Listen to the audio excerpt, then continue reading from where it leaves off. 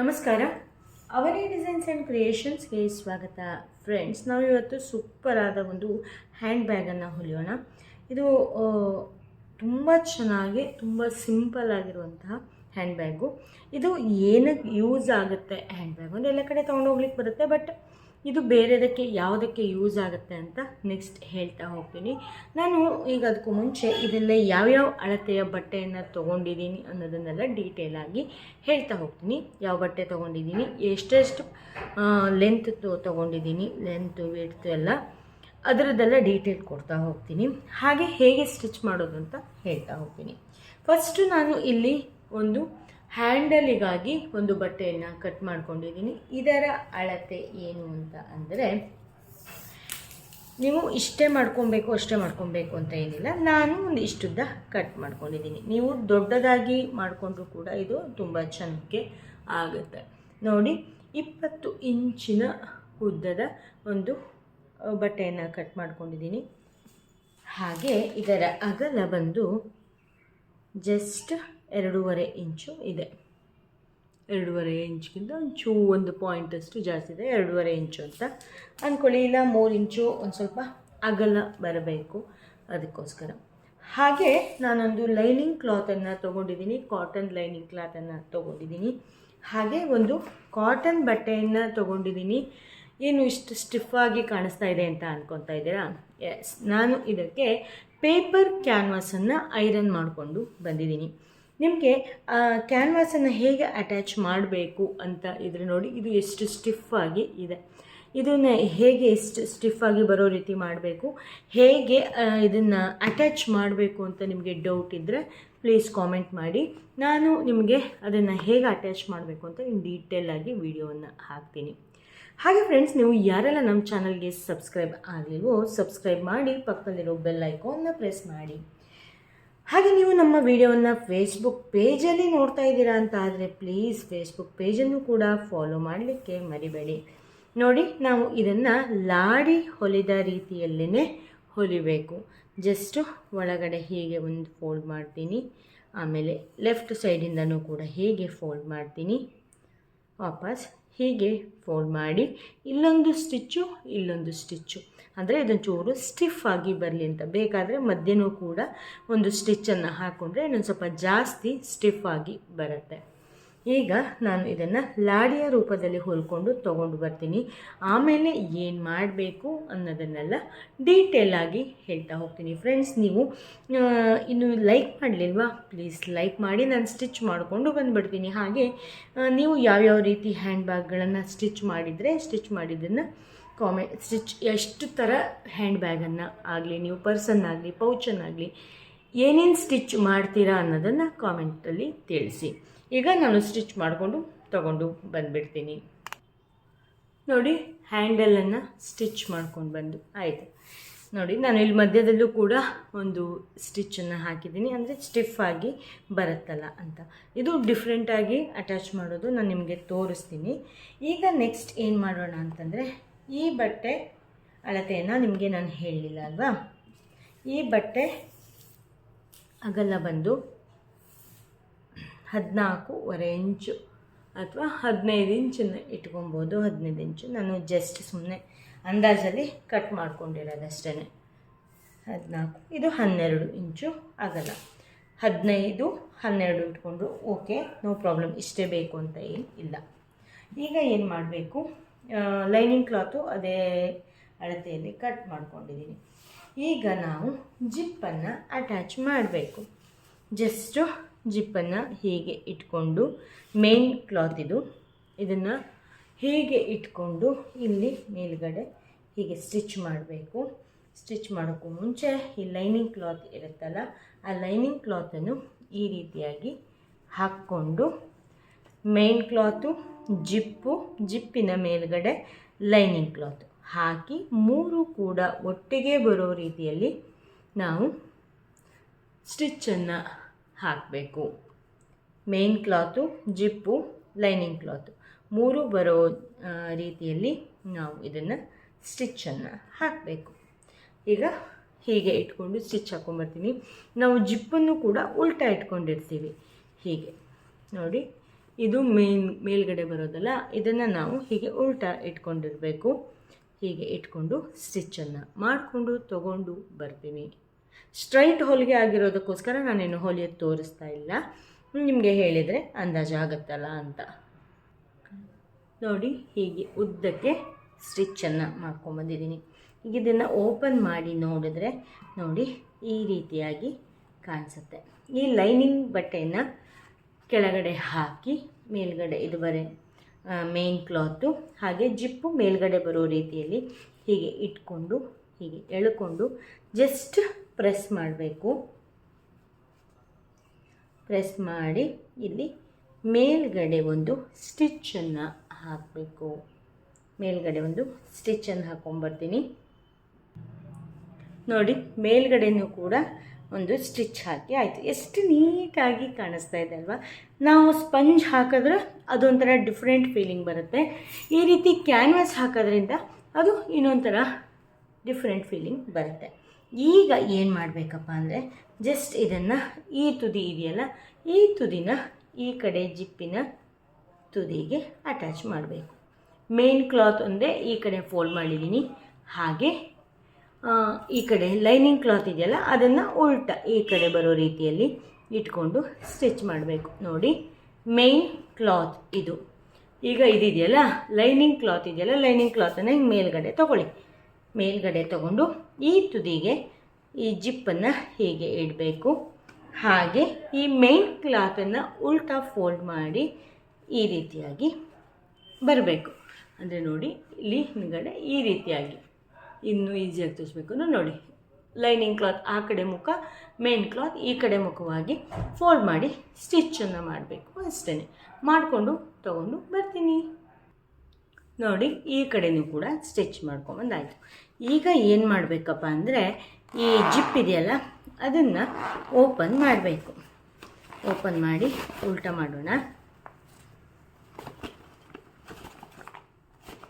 ಹೀಗೆ ಉಲ್ಟಾ ಆದಮೇಲೆ ಈಗ ಇಲ್ಲೂ ಅಷ್ಟೇ ಒಂದು ಪ್ರೆಸ್ ಸ್ಟಿಚ್ಚನ್ನು ಹಾಕಬೇಕು. ಇಲ್ಲಿ ಜಿಪ್ಪು, ಮೇನ್ ಕ್ಲಾತು, ಲೈನಿಂಗು ಎಲ್ಲದರ ಮೇಲೆ ಬರೋ ರೀತಿಯಲ್ಲಿ ಇಲ್ಲಿ ನಾವು ಪ್ರೆಸ್ ಸ್ಟಿಚ್ಚನ್ನು ಹಾಕಬೇಕು. ಆ ನಂತರ ಏನು ಮಾಡಬೇಕು, ಈ ಲೈನಿಂಗ್ ಎಲ್ಲ ಕರೆಕ್ಟಾಗಿ ಎಲ್ಲೂ ಅಲ್ಲಾಡದೆ ಇರಲಿ ಅಂತ ಇಲ್ಲೊಂದು ಈ ಕಡೆ ಒಂದು ಎರಡು ಕಡೆಯೂ ಕೂಡ ನಾನು ಸ್ಟಿಚ್ ಮಾಡಿಕೊಂಡು ಇಲ್ಲಿ ಮೇಲ್ಗಡೆ ಸ್ಟಿಚ್ ಮಾಡ್ಕೊಂಬರ್ತೀನಿ. ಮುಂದೆ ಏನು ಮಾಡಬೇಕು ಅಂತ ಹೇಳ್ತೀನಿ. ನೋಡಿ ಈ ಕಡೆ ಪ್ರೆಸ್ ಸ್ಟಿಚ್ ಹಾಕ್ಕೊಂಡು ಇಲ್ಲಿ ಒಂದು ಸ್ಟಿಚ್ಚು, ಈ ಕಡೆ ಒಂದು ಸ್ಟಿಚ್ಚು ಆಯಿತು. ಈಗ ಏನು ಮಾಡಬೇಕಪ್ಪ ಅಂತ ಅಂದರೆ ನಾವು ಇದನ್ನು ಈ ರೀತಿ ಬರೋ ರೀತಿಯಲ್ಲಿ ಮಾಡ್ಕೊಬೇಕು. ಫಸ್ಟು ಸ್ವಲ್ಪ ಬಾಕ್ಸ್ ಟೈಪಿನ ಬ್ಯಾಗ್ ಬರೋದಿದು. ಇಷ್ಟು ಜಸ್ಟ್ ಹಿಂಗೆ ಪ್ರೆಸ್ ಮಾಡಿಕೊಂಡ್ರೆ ಅಲ್ಲೊಂದು ಲೈನ್ ಉಳಿಯುತ್ತೆ. ಏನಕ್ಕೆ ಅಂದರೆ ಇದು ಕ್ಯಾನ್ವಾಸ್ ಅಲ್ಲ, ಅದಕ್ಕೋಸ್ಕರ. ಹೀಗೆ ಆದಮೇಲೆ ಏನು ಮಾಡಬೇಕು, ಈ ಹ್ಯಾಂಡಲ್ ಇದೆಯಲ್ಲ ಫಸ್ಟು ನಾವು ಇಲ್ಲಿ 12 ಇಂಚಿದೆ ಅಲ್ವಾ, 6 ಇಂಚಿಗೆ ಒಂದು ಮಾರ್ಕನ್ನು ಮಾಡ್ಕೊಬೇಕು. ಆ ಕಡೆಯಿಂದ 3, 2.5 ಮತ್ತು ಈ ಕಡೆಯಿಂದ 2.5 ಹಿಂಗೆ 5 ಇಂಚ್ ಇಲ್ಲಿವರೆಗೆ ಒಂದು ಮಾರ್ಕ್ ಮಾಡ್ಕೊಳ್ಳೋಣ. ನೋಡಿ ಮಿಡ್ಲ್ ಪಾಯಿಂಟನ್ನು ಫಸ್ಟು ಮಾರ್ಕ್ ಮಾಡಿಕೊಂಡೆ. ಆಮೇಲೆ ಏನು ಮಾಡಿದೆ, ಈ ಕಡೆಯಿಂದ 2.5 ಬೇಡ, ತುಂಬ ಈ ಕಡೆ ಬಂದುಬಿಡುತ್ತೆ. 2 ಇಂಚು ಈ ಕಡೆಯಿಂದ 2 ಇಂಚು. ಈಗ ಏನು ಮಾಡಬೇಕಪ್ಪ ಅಂತಂದರೆ ನೋಡಿ ಇದು ಮಿಡ್ಲ್ ಪಾಯಿಂಟ್. ನಾನಿಲ್ಲಿ 2 ಇಂಚನ್ನ ಇಲ್ಲಿ ಬಿಟ್ಕೊಂಡಿದ್ದೀನಲ್ಲ, 1 ಇಂಚಿಗೆ ನಾವು ಮಾರ್ಕ್ ಮಾಡ್ಕೊಬೇಕು. ಈ ಕಡೆ 1 ಇಂಚಿಗೆ ಮಾರ್ಕ್ ಮಾಡಿಕೊಂಡು ಹೀಗೆ ಇಟ್ಕೋಬೇಕು. ಇಟ್ಕೊಂಡು ಇಲ್ಲಿ ಏನಿದೆಯಲ್ಲ ಈ ಮಾರ್ಕ್ ಏನಿದೆಯಲ್ಲ, ಇಲ್ಲಿ ಈ ಮಾರ್ಕ್ ಹಾಕಿದ್ವಲ್ಲ, ಇಲ್ಲಿಂದ ಮಿಡ್ಲ್ ಪಾರ್ಟ್ ತೊಗೊಂಡು 2 ಇಂಚಿಗೆ ಏನು ಹಾಕಿದ್ವಲ್ಲ ಅಲ್ಲಿವರೆಗೆ ಹೀಗೆ ಸ್ಟಿಚ್ ಮಾಡಬೇಕು. ಅಂದರೆ ಇಲ್ಲಿಂದ ತೊಗೊಂಬಂದು ಹೀಗೆ ಇಲ್ಲಿವರೆಗೆ ತೊಗೊಂಬಂದು ವಾಪಸ್ ಇಲ್ಲಿಗೆ, ವಾಪಸ್ ಇಲ್ಲಿಗೆ ಹೀಗೆ ನಾವು ಒಂದು ಸ್ಟಿಚ್ಚನ್ನು ಹಾಕಬೇಕು. ಆ ನಂತರ ನಾವು ಹೀಗೆ ಬಿಡೋಣ. ಇಲ್ಲಿ ತೊಗೊಂಬಂದು ಇಲ್ಲಿಯೂ ಅಷ್ಟೇ ಇಲ್ಲಿಂದ ಇಲ್ಲಿಗೆ ಒಂದು ಸ್ಟಿಚ್ಚನ್ನು ಹಾಕ್ಕೊಳ್ಳೋಣ. ನೋಡಿ, ನಮಗೆ ಈ ಹ್ಯಾಂಡಲ್ ಈಗ ತುಂಬ ದೊಡ್ಡದು ಅನ್ನಿಸ್ತಾ ಇದೆ ಅಂತಂದರೆ ಜಸ್ಟ್ ನಿಮಗೆ ಎಷ್ಟು ಸಾಕು ಅಂತ ನೋಡಿಕೊಂಡು ಬಾಕಿದಷ್ಟು ಕಟ್ ಮಾಡ್ಕೊಬೋದು. ನಾನೊಂದು ಸ್ವಲ್ಪ ಕಟ್ ಮಾಡ್ಕೊತೀನಿ. ಒಂದು 3 ಇಂಚು, ಅಂದರೆ ನಾನು 20 ಇಂಚ್ ಇಟ್ಕೊಂಡಿದ್ವಲ್ಲ, ಒಂದು 3-4 ಇಂಚನ್ನು ಕಟ್ ಮಾಡಿಕೊಂಡ್ರೆ ಸರಿ ಆಗುತ್ತೆ. ನಾನು ಒಂದು ಅಂದಾಜಲ್ಲಿ ಇದನ್ನು ಕಟ್ ಮಾಡ್ಕೊಂಡಿದ್ದಾಗಿತ್ತು ಹ್ಯಾಂಡಲ್ಲು. ಸೊ ನಾನು ಇಷ್ಟು ಇಟ್ಕೊಂಡು ಕಟ್ ಮಾಡ್ಕೊತೀನಿ. ನಾನೀಗ ಯಾವ ರೀತಿ ಹೇಳಿದ್ನಲ್ಲ ಆ ರೀತಿಯಾಗಿ ಸ್ಟಿಚ್ ಮಾಡಿಕೊಂಡು ತಗೊಂಡು ಬರ್ತೀನಿ. ಗೊತ್ತಾಯ್ತಲ್ವಾ? ಇಲ್ಲಿ ಮಿಡ್ಲಲ್ಲಿ ಎಲ್ಲೂ ಕೂಡ ಬರಬಾರ್ದು. ಈಗ ನಾವಿಲ್ಲಿ ಏನು ಮಾರ್ಕ್ ಹಾಕಿದ್ದೀವಲ್ಲ, ಇಲ್ಲಿಂದ ಸ್ಟಾರ್ಟ್ ಮಾಡಿ ಸ್ಟಿಚ್ಚನ್ನು ಇಲ್ಲಿವರೆಗೆ ತೊಗೊಂಬಂದು ಮತ್ತು ಇಲ್ಲಿ ಕೆಳಗಡೆ ಇಲ್ಲಿವರೆಗೆ, ಆಮೇಲೆ ಇಲ್ಲಿಂದ ತೊಗೊಂಬಂದು ಇಲ್ಲಿವರೆಗೆ ಮತ್ತು ಇಲ್ಲಿ ಮತ್ತು ಹೀಗೆ ವಾಪಸ್ ಈ ರೀತಿಯಾಗಿ ಸ್ಟಿಚ್ ಮಾಡಬೇಕು. ಇಷ್ಟು ಮಾಡ್ಕೊಂಡು ತೊಗೊಂಡು ಬರ್ತೀನಿ. ಆಮೇಲೆ ಯಾವ ರೀತಿ ಕಾಣಿಸ್ತಿದೆ ಅಂತ ಹೇಳ್ತೀನಿ. ನೋಡಿ, ಇಲ್ಲಿ ಹ್ಯಾಂಡಲನ್ನು ಸ್ಟಿಚ್ ಮಾಡಾಯಿತು. ನೋಡಿ, ಈ ರೀತಿಯಾಗಿ ಮಾಡಿದ್ದೀನಿ. ಇಲ್ಲಿಂದ ತೊಗೊಂಬಂದು ಇಲ್ಲಿ 2 ಸ್ಟಿಚ್ಚನ್ನು ಹಾಕಿದ್ದೀನಿ. ಯಾಕೆಂದರೆ ಸ್ವಲ್ಪ ಗಟ್ಟಿ ಬರಬೇಕು. ನೋಡಿ, ನಿಮಗೆ ಈ ಕಡೆ ನೋಡಿದ್ರೆ ಪೂರ್ತಿಯಾಗಿ ಐಡಿಯಾ ಬರುತ್ತೆ ಯಾವ ರೀತಿಯಾಗಿ ಸ್ಟಿಚ್ ಮಾಡಿದ್ದೀನಿ ಅಂತ. ಇದಿಷ್ಟು ಗ್ಯಾಪ್ ಇಡಬೇಕು ಹ್ಯಾಂಡಲಿಗೆ. ಈಗ ನಾವಿಲ್ಲಿ ಈಗ ಫಸ್ಟ್ ಏನು ಮಾಡೋಣ, ರನ್ನರನ್ನು ಹಾಕ್ಕೊಳ್ಳೋಣ. ರನ್ನರ್ ನಾನಿಲ್ಲಿ 2 ರನ್ನರನ್ನು ತೊಗೊಂಡಿದ್ದೀನಿ. ಏನಕ್ಕೆ ಅಂದರೆ ಚಂದ ಬರುತ್ತಲ್ಲ, 2 ಕಡೆಯಿಂದ ಮಿಡ್ಲಲ್ಲಿ ಹಾಕಿಟ್ಟರೆ ಸೂಪರಾಗಿ ಕಾಣಿಸುತ್ತೆ ಅಂತ ರನ್ನರ್ 2 ತೊಗೊಂಡಿದ್ದೀನಿ. ಫ್ರೆಂಡ್ಸ್, ನಾನು ರನ್ನರ್ ಹಾಕೋದು ಇನ್ ಡೀಟೇಲ್ ಆಗಿ ವಿಡಿಯೋವನ್ನು ಹಾಕಿದ್ದೀನಿ. ನೀವು ಅದನ್ನೇನಾದ್ರು ನೋಡಿಲ್ಲ ಅಂತಂದರೆ ನೋಡ್ಕೊಂಬನ್ನಿ. ನೋಡಿ, ಒಂದು ಕಡೆ ಹಾಕಿ ಆಯಿತು. ಈಗ ಈ ಕಡೆಯಿಂದ 2 ಕಡೆಯಿಂದ ಜಿಪ್ ಬಂದು ಹೀಗೆ ಮಿಡ್ಲಲ್ಲಿ ನಿಂತ್ಕೊಂಡ್ರೆ ಎಷ್ಟು ಚೆನ್ನಾಗಿ ಕಾಣಿಸುತ್ತೆ ಅಲ್ವಾ? ಅದಕ್ಕೋಸ್ಕರ ನಾನು ಈ ರೀತಿಯಾಗಿ ಮಾಡಿದ್ದೀನಿ.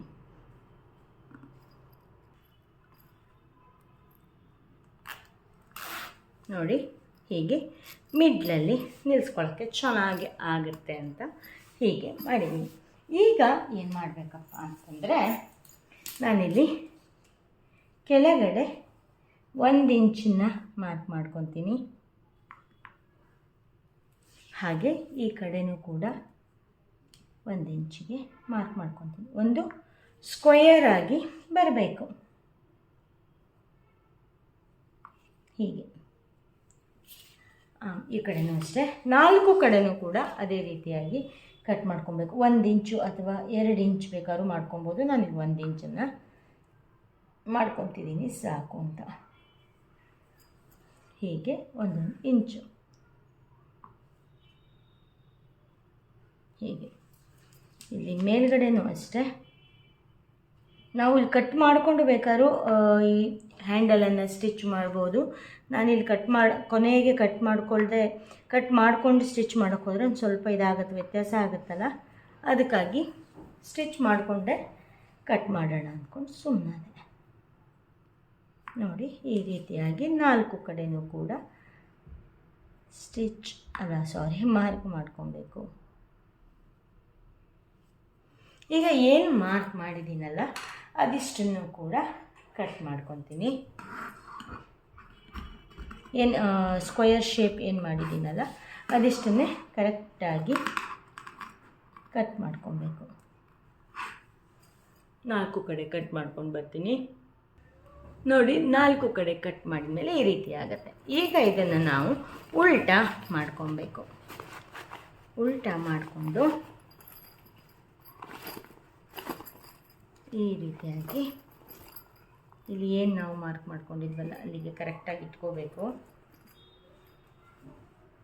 ಇಲ್ಲಿ ವ್ಯತ್ಯಾಸ ಆಗೋ ಹಾಗೆ ಇಲ್ಲ. ಈಗ ಏನು ಮಾಡಬೇಕು, ಫಸ್ಟು ಇಲ್ಲಿದೆಯಲ್ಲ ಇಲ್ಲಿ ಸ್ಟಿಚ್ ಮಾಡಿ, ಇಲ್ಲಿ ಮತ್ತು ಇಲ್ಲಿ 2 ಕಡೆನೂ ಕೂಡ ಸ್ಟಿಚ್ ಮಾಡೋಣ. ಆಮೇಲೆ ಇದನ್ನು ಏನು ಮಾಡಬೇಕು ಅಂತ ಹೇಳ್ತೀನಿ. ನೋಡಿ, ಈಗ 2 ಕಡೆ ಸ್ಟಿಚ್ ಮಾಡ್ಕೊಂಬಂದಾಯಿತು. ಈಗ ಇಷ್ಟಕ್ಕೆ ಬಿಟ್ಟರೆ ಇಷ್ಟೆಲ್ಲ ನೀಟಾಗಿ ಹೊಲ್ಕೊಂಡು ಇಷ್ಟೆಲ್ಲ ಕ್ಯಾನ್ವಾಸೆಲ್ಲ ಹಾಕ್ಕೊಂಡೆಲ್ಲ ಮಾಡಿದ್ದೀವಲ್ಲ, ಅದಕ್ಕೋಸ್ಕರ ಏನು ಮಾಡಬೇಕು, ಈಗ ಒಂದು ಬಟ್ಟೆಯನ್ನು ತಗೋಬೇಕು. ಫಸ್ಟು ಇಲ್ಲಿ ಏನು ಸ್ಟಿಚ್ ಮಾಡಿದ್ದೀವಲ್ಲ ಅದನ್ನು ಅಲ್ಲಿ ಸ್ಟಿಚ್ ಮಾಡಬೇಕು. ಫಸ್ಟ್ ಬಟ್ಟೆಯನ್ನು ಕಟ್ ಮಾಡ್ಕೊಂಬಿಡೋಣ. ನೋಡಿ, ಈಗ ಇಲ್ಲಿ ಹೀಗೆ ಇಲ್ಲಿಂದ ಇಲ್ಲಿಗೆ ಸ್ಟಿಚ್ ಮಾಡ್ಕೊಬೇಕು. ಆಮೇಲೆ ಉಲ್ಟಾ ಮಾಡಿ ಹೀಗೆ ಬಟ್ಟೆ ತೊಗೊಂಬಂದು ಇಲ್ಲೊಂದು ಫೋಲ್ಡ್ ಮಾಡಿ ಇಲ್ಲಿಗೆ ಪೈಪಿಂಗನ್ನು ಕೊಡಬೇಕು. ಆವಾಗ ನೀಟಾಗಿ ಬರುತ್ತೆ. ಎರಡು ಕಡೆನೂ ಅದೇ ರೀತಿ ಮಾಡ್ಕೊಂಬರ್ತೀನಿ. ಕೊನೆಗೆ ಇಲ್ಲಿ ಸ್ಟಿಚ್ ಮಾಡಿ ಆದಮೇಲೆ ಅಲ್ಲೂ ಕೂಡ ಈ ರೀತಿ ಪೈಪಿಂಗನ್ನು ಕೊಟ್ಟರೆ ತುಂಬ ನೀಟಾಗಿ ಬರುತ್ತೆ. ವರ್ಕು ಮಾಡಿಕೊಂಡು ತೊಗೊಂಡು ಬರ್ತೀನಿ. ನೋಡಿ, ಆ ಕಡೆ ಈ ಕಡೆ ಎರಡು ಕಡೆ ಸ್ಟಿಚ್ ಮಾಡ್ಕೊಂಡಾಯಿತು. ಈಗ ಹೀಗೆ ಓಪನ್ ಮಾಡಿ ಈ ಕಡೆ ಪಾರ್ಟು ಜಾಯಿನ್ ಮಾಡಿ ಇಲ್ಲಿಂದ ಇಲ್ಲಿಗೆ ಸ್ಟಿಚ್ ಮಾಡಬೇಕು.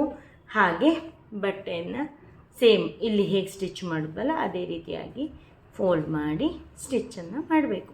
ಅಂದರೆ ಪೈಪಿಂಗನ್ನು 4 ಕಡೆ ಕೊಡಬೇಕು. ಹೀಗೆ ಮತ್ತು ಇಲ್ಲಿ ಹೀಗೆ, ಆಮೇಲೆ ಹೀಗೆ, ಇಲ್ಲಿ ಹೀಗೆ ಬರೋ ರೀತಿಯಲ್ಲಿ ಸ್ಟಿಚ್ ಮಾಡಬೇಕು. ಹಾಂ ಫ್ರೆಂಡ್ಸ್, ಇನ್ನೊಂದು ವಿಷಯ, ನಾನಿಲ್ಲಿ 1 ಇಂಚು ತುಂಬ ಸಣ್ಣ ಆಗುತ್ತೆ ಅಂತ ಅನ್ನಿಸ್ತು. 1/4 ಇಂಚು 1/4 ಇಂಚುಗಳನ್ನು 4 ಕಡೆ ಎಲ್ಲ ಅಳತೆನೂ ಕೂಡ 1/4 ಇಂಚು 1/4 ಇಂಚನ್ನ ಕಟ್ ಮಾಡಿ ಇಟ್ಕೊಂಡಿದ್ದೀನಿ. ನೋಡಿ, ಎಲ್ಲ 4 ಸೈಡು ಕೂಡ 1/4 ಇಂಚನ್ನು ಕಟ್ ಮಾಡಿ ಇಟ್ಕೊಂಡಿದ್ದೀನಿ. ಈಗ ನಾನು ಹೇಗೆ ತೋರಿಸಿದ್ನಲ್ಲ ಆ ರೀತಿಯಾಗಿ ಸ್ಟಿಚ್ ಮಾಡಿಕೊಂಡು ಬರ್ತೀನಿ.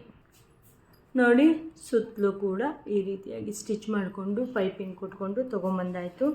ಈಗ ಈ ಜಿಪ್ಪನ್ನು ಓಪನ್ ಮಾಡೋಣ. ಈಗ ಎಲ್ಲದನ್ನು ಕೂಡ ಸರಿ ಮಾಡ್ಕೊಬೇಕು. ಫಸ್ಟು ನೋಡಿ, ಈ ರೀತಿಯಾಗಿ ಬಂದಿದೆ. ಹೀಗೆ ಬಾಕ್ಸ್ ಟೈಪ್ ಮೇಕಪ್ ಪೌಚ್ ಥರನೂ ಕೂಡ ಇದಕ್ಕೆ ಯೂಸ್ ಮಾಡ್ಬೋದು. ಇದ್ರ ಒಳಗಡೆ ಹಾಕೋ ಸಣ್ಣ ಸಣ್ಣ ಪೌಚ್ಗಳನ್ನು ನಾನು ನೆಕ್ಸ್ಟ್ ವಿಡಿಯೋದಲ್ಲಿ ಸ್ಟಿಚ್ ಮಾಡಿ ತೋರಿಸ್ತೀನಿ. ನೋಡಿ, ಎಷ್ಟು ಒಂದು ಬಾಕ್ಸ್ ಟೈಪಿನ ಒಂದು ಬ್ಯಾಗ್ ರೆಡಿಯಾಗಿದೆ. ಇದರೊಳಗಡೆ ಚಂದ ಮಾಡಿ ನಮ್ಮ ಮೇಕಪ್ಪಿನ ಐಟಮ್ಗಳನ್ನೆಲ್ಲ ಇಟ್ಕೊಬೋದು. ತುಂಬ ಚೆನ್ನಾಗಿದೆ ಅಲ್ವಾ ಫ್ರೆಂಡ್ಸ್? ಒಳ್ಳೆ ಡಾಕ್ಟರ್ ಕಿಟ್ ರೀತಿಯಲ್ಲಿ ಆಗಿದೆ. ಇದು ನಿಮಗೆ ಇಷ್ಟ ಆಗಿದೆ ಅಂತ ಅಂದ್ಕೊತೀನಿ. ಇಷ್ಟ ಆದರೆ ಲೈಕ್ ಮಾಡಿ, ಶೇರ್ ಮಾಡಿ, ಕಾಮೆಂಟ್ ಮಾಡಿ. ನೀವಿನ್ನೂ ನಮ್ಮ ಚಾನಲ್ನ ಸಬ್ಸ್ಕ್ರೈಬ್ ಮಾಡದೇ ಇದ್ದರೆ ಪ್ಲೀಸ್ ಸಬ್ಸ್ಕ್ರೈಬ್ ಮಾಡಿ ಅಂತ ಹೇಳ್ತಾ ಇವತ್ತಿನ ವಿಡಿಯೋವನ್ನು ಮುಗಿಸ್ತಾ ಇದ್ದೀನಿ. ನಿಮ್ಮ ಪ್ರೀತಿ ಸದಾ ಇರಲಿ. Thank you. Bye. Take care. ಶುಭ ದಿನ. ವಿಡಿಯೋ ನೋಡಿದ್ದಕ್ಕಾಗಿ ಧನ್ಯವಾದಗಳು. ನೆಕ್ಸ್ಟ್ ಅಪ್ಡೇಟಿಗಾಗಿ ಕಾಯ್ತಾ ಇರಿ. Thank you. Bye. Take care. ಶುಭ ದಿನ.